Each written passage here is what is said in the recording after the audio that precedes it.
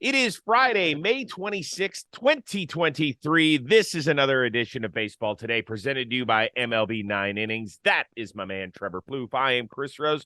Producer Dan, happy 23rd birthday to Dan. Alan Rourke, thank you for everything you do. He was one of the stars of Blitzball Battle 3 yesterday, Plouffe, wasn't he? He's always a star. I had it was a little boost of confidence for him there at the end. I saw it in his eyes that day that he could finish it off for us. So happy birthday, Dan. He said before the show, I'm an adult now. Turns out your brain isn't fully developed yet, so you're not an adult. That's His just science, is bro. Truly not developed. Even by the time he gets science. to 25, when they say it's fully developed, I'm not so sure. Dan might be a lap behind, but we'll have to see. Happy birthday, buddy. We love you. Today's episode is sponsored by MLB 9 Innings, which has a wide variety of game modes, from league modes where users play through an entire season to live play-by-play. They have over 2,000 player cards to collect and use in your dream roster. In fact, they are the most up-to-date rosters, team logos, ballparks, and unis. And they are introducing new historic Hall of Famers to the MLB 9 Innings roster, like Larry Walker, Walter Johnson, Hank Aaron, Michael Jack Schmidt, Trevor Hoffman, and more. So download and play MLB 9 Innings 23 today with the link in the description. And coming up in just about 20 minutes, we will unveil our MLB 9 Innings question of the week. It is a good one. Certainly enjoyed it. We'll give you our answer and the question in a bit. But let's start with this question. Dodgers and Rays meeting in Tampa tonight. So that's the best team in baseball against a team with, I believe, the third best record, certainly the second best in the National League. It's a rematch of the 2020 World Series. Now, because of the payroll disparity, is there a way that the Rays have built their organization even more impressively than the way the Dodgers have? I told you, this is a very odd question for me because I want to say that I'm more impressed with the Dodgers, the success they've had. I think 10 of the last 11 seasons they won their division. The only year they didn't win it was when the Giants won 107 games and they won 106. So like chalk that up to also another good season. So we're talking about 11 for 11 essentially. And the Rays, they've had some success. Then you start to think about, well, where did these front office guys come from? It's the Rays. So I think my answer is yes. It's more impressive the way the Rays have built their system. I don't want to applaud them for not spending money. That's not what I'm here to do. I'm here to applaud them for the way they identify talent. I'm here to applaud them for the way they take information and make it their own. And I'm here for the way that they develop that talent. So they've created some sort of culture there as well. It is their own unique thing. Teams do try to copy them, and teams definitely try to take from them. So I guess to answer your question, yeah, it is more impressive to me that the way they operate than the way the Dodgers operate, even though this is like picking between, I don't know, mint chocolate chip and vanilla bean ice cream for me. When I used to eat, those are my two favorite flavors. They're both good. Yeah, I'll pass on both of those flavors. I'm a ice cream connoisseur, and I like to go a little different. But that's fine. I understand it. I'm not going to rip on your ice cream selection. So I get the comparison. Start with the simple stuff here. The payroll disparity, right? The Dodgers right around 230, the Rays less than 80 million, I believe. So you look at that and you're like, well, how do these two teams even compete on the same sort of field when you're talking about $100 disparity in payroll? Well, the answer is simple and complicated at the same time. The Tampa Bay Rays do a better job than any team in this sport looking at other teams' scrap heaps or talent that they want to acquire and saying, we can take this guy from level B to level A. I mean, look at their entire roster. It is littered with trade, waiver claim, trade. That's how they have built this squad, and they do it better than anyone. Wouldn't you agree? The Dodgers do a good job with that too, though. So it's like that's where I'm at. Like they both do it very well. They do, but the Dodgers haven't had to, in part because their ability to draft and develop, I think, is better than Tampa's. I think Tampa develops as well. They've been a pitching factory for years. And whether that's they draft them or they trade for them, like guys come over and get better when they go to Tampa. They do. They do. Um, I think the Dodgers are the best organization in the sport because I think they do everything well, right? They spend top dollar. They will acquire guys via trade when they need to. They draft and develop. They pick up guys like Max Muncy and Chris Taylor, who were cast off by other organizations, and turn them into all-stars and sign them to extension. Justin Turner, obviously, is a guy that comes to mind as well, even though he's no longer there. But I would say I would give the edge to the Dodgers, but certainly the way the Rays have done business, there's nobody better at it. Maybe Cleveland's close, but not this year. I mean, who do we give a lot of credit for their success with the Dodgers? Andrew Friedman, right? Yep. Tampa guy. From Tampa. Even I think Brandon Gomes, who's their GM, I believe he was a pitcher in Tampa. So they're just really just going and plucking those guys. I don't know. They're both great organizations. For me, I think that because of the fact that all organizations try to take from Tampa's front office, that means to me that their system, the way they go about things, is more desirable than any other franchise. Two other notes I just want to get in. Zach Eflin is the highest paid Ray this year at $11 million. Yeah. There are 8 Dodgers that make more than that. And the other thing is, our guy Tyler Glasnow's back this weekend. Yay! Yeah. He's going to be starting against his hometown team. Of course, the game is in Tampa. That'll happen on Sunday, and then we will be taping a Rose rotation with him in the near future. Looking forward to that. Another great series. We've got one going on in the Charm City. The Baltimore Orioles, who just took 2 or 3 in the Bronx, they return home to take on AL West leading Texas. Which of these two teams do you trust more to stay in the race the entire season? I hate questions like this. Stop doing Why this do you to put me. me on the spot? Well, I expect both of them to stay in the race. I really do. Okay, good. But you know how I feel about starting pitching, and I think that the Rangers have the advantage in that realm right now. They're 3rd in ERA, 4th in WHIP. Like, they have that to go along with an elite offense. So to me, that's more of a surefire success plan than what the Orioles have right now. Now, the Orioles also, their offense is good. They can play defense. They run the bases. Their starting pitching has been enough to get to their good bullpen. But I think both you and I on this show have questioned, is that sustainable long term? Now, if they continue to get like good enough starts and guys step up, Gibby had a great start against the Yankees. Wells has like led the league in WHIP this year. Like, if that continues to happen, then they're going to be just fine. If there's a little bit of regression, then they're going to have to do something and figure out a way to get better with their starting pitching. So I think right now the more sure thing to me would be the Texas Rangers, although I do believe in the Orioles and what they're doing over there this year. I do believe that they have all the resources to go make or to get a starter if they need to. But the Rangers already have that. And especially if they get DeGrom back too, and he looks good and is able to stay on the field, then I think it's a no-brainer. Right. So that's the X factor is Jacob DeGrom and his health. But with that being said, I'm going to lean toward the Orioles. Okay. For whatever reason, and I can't stand their ownership,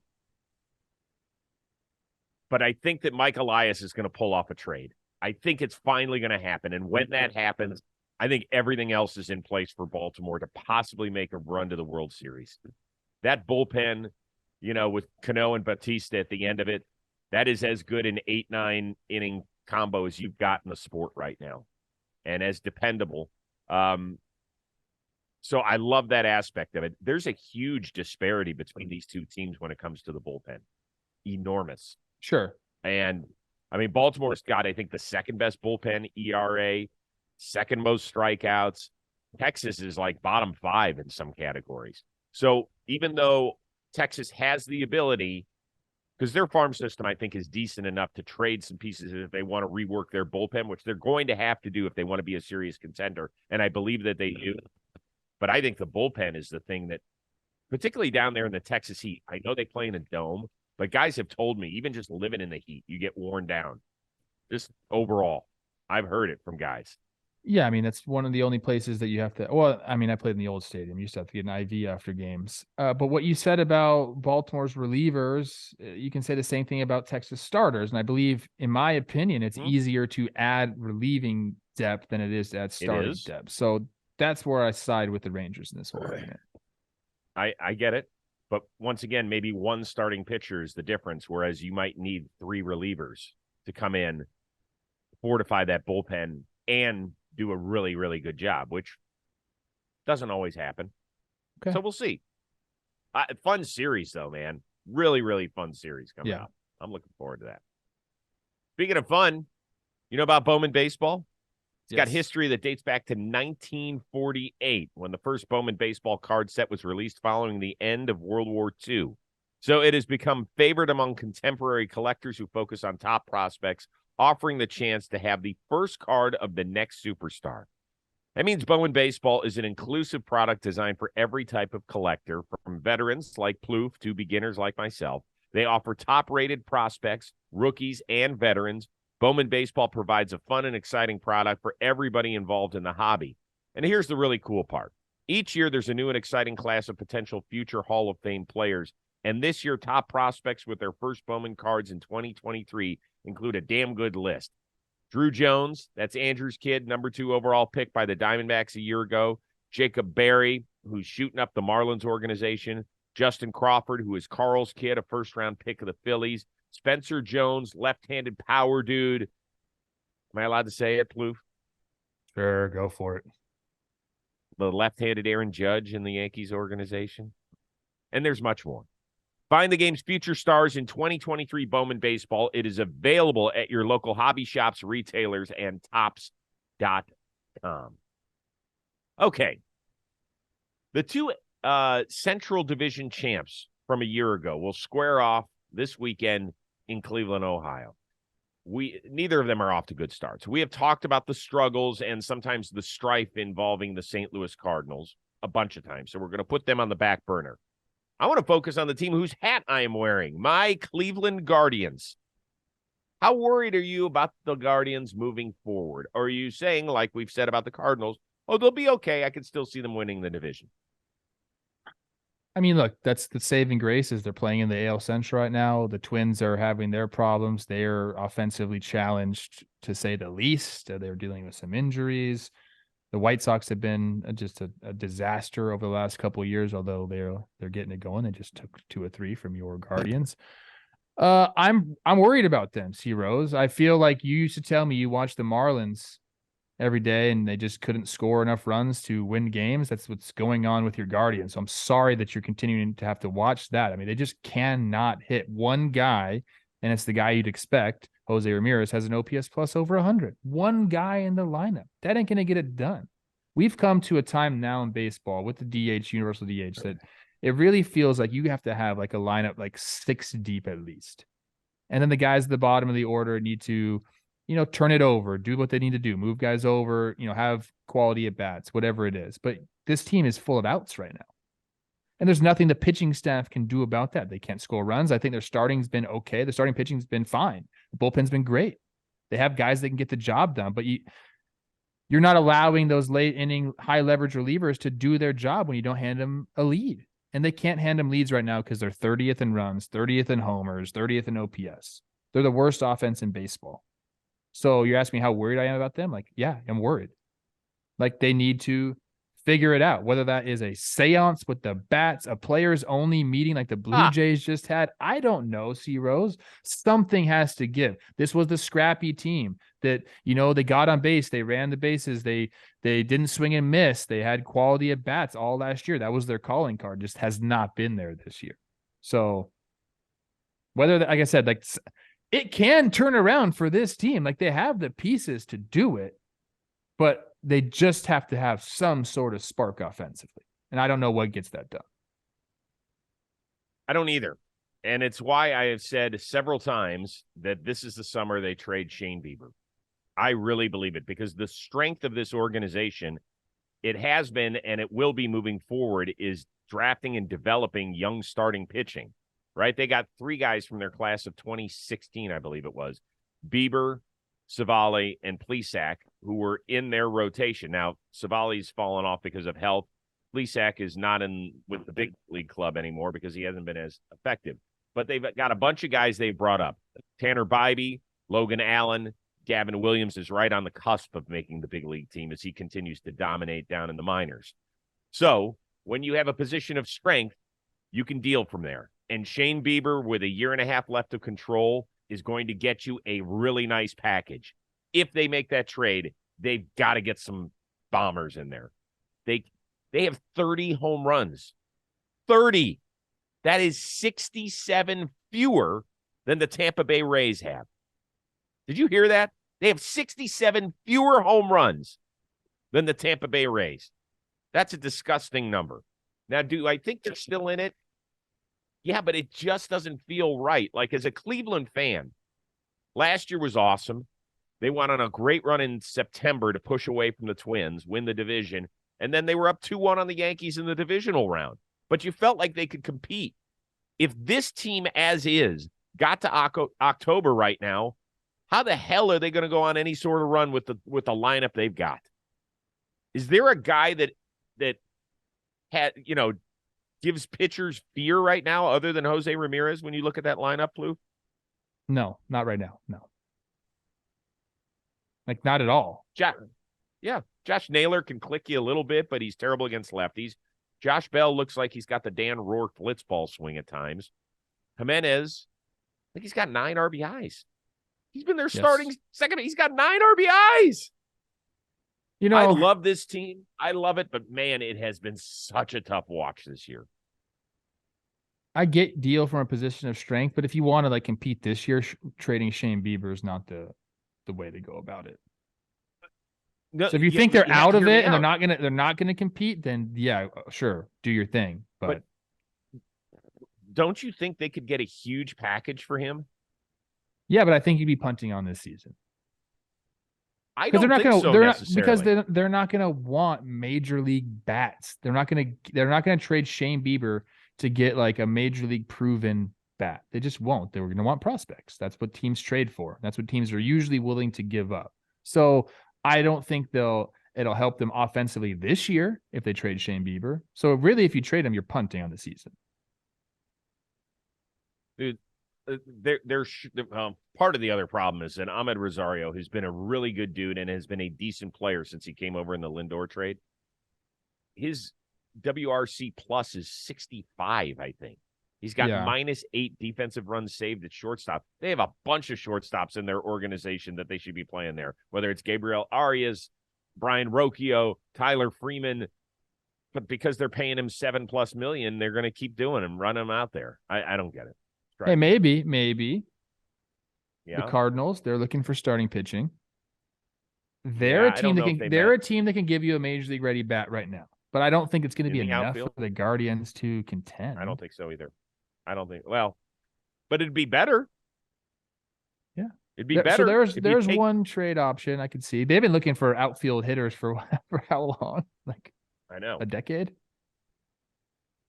Yeah. I mean, really, for even in their 2016 World Series season, they were platooning guys left and right in that outfield. So, all right, that's tough.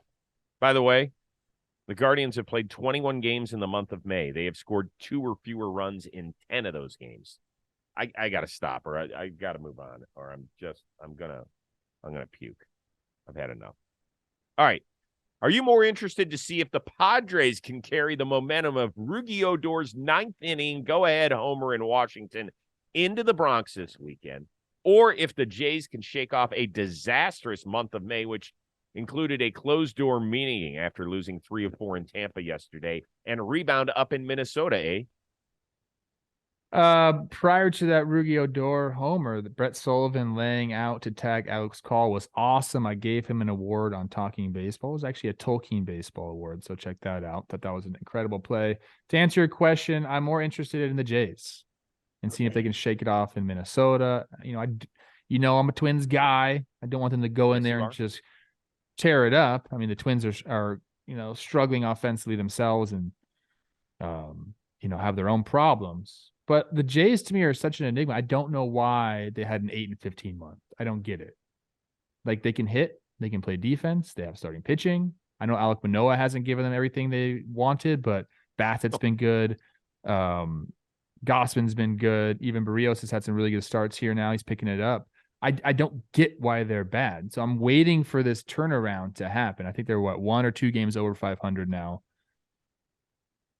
It's gonna happen at some point. Like this is a team that I like. They're not the White Sox. Like they're going to go on a run of epic proportions at some time this year. I don't know if it's going to be against Minnesota and their good starting pitching, but I'm interested to see if they can go down there and like the Blue Jays. Like if they want to be who they want to be, like need to go beat the Twins.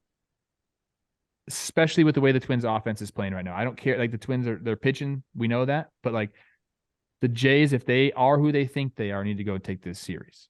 And it's going to happen sooner or later with these teams. I fully believe. I know you picked them to win the World Series or at least be in the World Series. Be in the World Series. I'm just curious as to why. I don't really get it as to why they're not winning games. Well, we talk a little bit about that coming up on Monday's edition of the Rose Rotation. Chris Bassett joined us on Wednesday morning. So not everything like the closed door meeting hadn't happened, all that sort of stuff. But we did delve in a little bit to the disappointing season that they've had. And that's a good one. Here's the good news for the Jays. They're not playing the American League East this weekend. Yeah, they're 6 and 15, right? 15. Yeah. 6 and 15, which means they're 20 and 10 against non-AL East opponents. So we'll see. Maybe that can get them a series win up there in Minnesota, which, as you talked about, is all banged up in their lineup. For me, though, it's the other one. The Padres were this close to losing their 6th straight series, which is rough. But now they got to go into New York. They've got some good pitching going for them, which should be interesting. For me, the side story is Juan Soto. You know that whenever a guy is close-ish to free agency and he heads to the Bronx and there's a vacancy like left field, for example, the New York scribes are going to write it some sort of column about Juan Soto. Like, how would he look in pinstripes?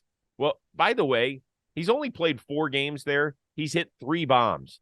And he's coming off an amazing series against his old team, the Washington Nationals. Yesterday, reached base 5 times, reached base 11 times in the series.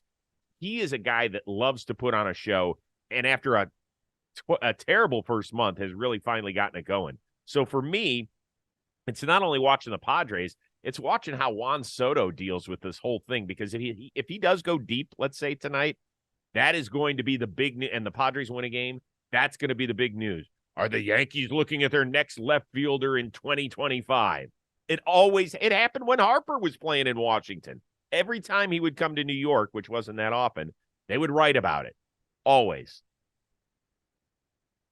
I don't care about that. Do you think the Yankees are really going to pursue him? Or it's just, I guess, Ohtani, if they miss out on him. If they miss out on Ohtani, I would expect them to. I would. Yeah, the Padres have to figure things out as well, man. Like, they're just not looking good. And, you can ride. Like you said, they almost lost a series against the Nationals, which would have been really bad. You got to beat those teams. But they haven't looked like a great team, I guess. So maybe you say they don't have to win a series against the Nationals. They're not playing that well to warrant that. Like the Mariners going in and sweeping the A's on a 4-game set. Mariners are playing better than the Padres, so you'd expect that. But the Padres, there's a lot of areas that they need to figure it out. And maybe that guy Rugi or Door will do it for them, provide the spark. He's been good over the last 2 weeks, and really good. He can provide a little punch. Oh, thank you. But by the way, my World Series picks are looking amazing. That Toronto San Diego World Series is just what a loser I am. All right, time right now for our MLB 9 innings question of the week. We appreciate everybody who sent them in via our social media. Unfortunately, we can only have one winner, and that will be Hunter Barron, who gave us I think it's kind of a good little question. Which I can't even say it. Which pitcher do you wish had a longer prime his pick was Tim Lincecum, which I thought was pretty good. Won a couple of Cy Youngs early and a couple of rings early, and then we kind of lost him. Jolly did an amazing piece on him, so go check that out at JM Baseball. But who do you say? I'm going to stay with my team, the Minnesota Twins. I'm going to say Francisco Liriano. Now, he came onto the scene in 2006 and was just unbelievable. And if you talk to any Twins from that era, they say if he would have stayed healthy that year, that they really felt like they could have won everything. They end up losing, it's getting swept by the A's in the division series there, and it was like Santana and Liriano just like back to back. They were the most feared 1-2 punch in all the baseball. Liriano ended up having some sort of like ligaments pain. I don't think there was any structural damage, but he didn't pitch the rest of the year after September. And then he kind of like, was okay for a few years. He ended up getting a Cy Young 11 in 2010, had some decent years in other spots, but when he was right, he was just absolutely filthy. People said he was better than Johan Santana that year, guys on that team. So he ended up carving out himself a nice career, 14 years in the show, kind of bouncing around. How many different teams did he play for? A lot of different teams. But he's a great guy, and if he continued that prime, we're talking about another Johan Santana. Okay, for me, first of all, obviously this one's going to be a little sad, but Jose Fernandez is the obvious answer, right? Okay. Because of his passing. But that is a separate category, right? We lost him way, way, way too soon. As far as just talent goes, and this is going to be kind of interesting, but I'm going to say Dwight Gooden. Okay? So Dwight Gooden, for people that weren't familiar with his run with the Mets, and people will look at his baseball reference page and say, hold on, Rose, the guy played 17 seasons. What are you talking about? When he started out, he was unlike anything I had ever seen. Okay, he came up at age 19, finished runner-up in the Cy Young, won Rookie of the Year. The next year he wins Cy Young. He had 4 top 5 Cy Young finishes in his first 7 seasons. Okay? That was by age 25. So by 25, he had 4 top 5 Cy Young, including a win and a runner-up. And we were like, this is it. Well, Dwight Gooden off the field took over, and it was a mess. You're talking about not being around, off-field issues, and one of the great careers we thought it was going to be thrown away. Now, he did eventually bounce back. He threw a no-hitter with the New York Yankees, got to celebrate, all that sort of stuff. So the story continued, but we never got to see the guy that was Doc for those first, really, it was those first 5 or 6 years where he just wowed us. Every night he was out, and every time he pitched in New York, it was just something special.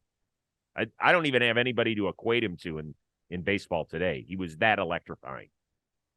I watched a documentary on him. Obviously, I know the name. I was very young when he was going through his prime. I wasn't even born the first couple of years. But I like that one. Off the field issues are tough. He won 2 World Series, one with the Mets, one with the Yankees. Is that right? How many guys have done that? Yeah, I think he was on the Yankees Mets. That's not Straw too many, did it. right? Right. I mean, Strawberry. He was also on the 86 Mets? Yeah, and then it was on, okay. And they won in 96, right? The Yankees? Yeah. Okay. Yeah. So, interesting. God, he was so good. Go watch, if you haven't seen highlights of him, go spin him up, people. I'm telling you, it just was, he was a different dude. And at 19 to be coming up here and just making guys look silly, it was awesome. Awesome. Heater, curveball, freaking unreal. All right, let's see here. A few things. We got a new series, Baby Ball Players, that has just dropped. The first one is of the Minnesota Twins. It's where I go out and bring a bunch of guys and show them on an iPad photos of their teammates when they were younger. And it's a fun little thing. Doesn't take long. I think it's 12 minutes. It's on our JM Baseball page. We'll be doing it with a bunch of teams. We've already done the Red Sox. We're starting with the Angels, Dodgers. We're completing. And then we'll continue on and keep doing that stuff. So make sure you give it a look and let us know how you want to improve. That's what I'm tweeting it right now, right in front of your face. Oh, my God. You're the best. You're the best. Once again, a happy birthday to our one-of-a-kind producer, Dan Rourke. And for the uber-talented Trevor Plouffe, I am Chris Rose. We will see you Memorial Day. Everybody have a good, safe weekend. Thanks for tuning in to Baseball Today.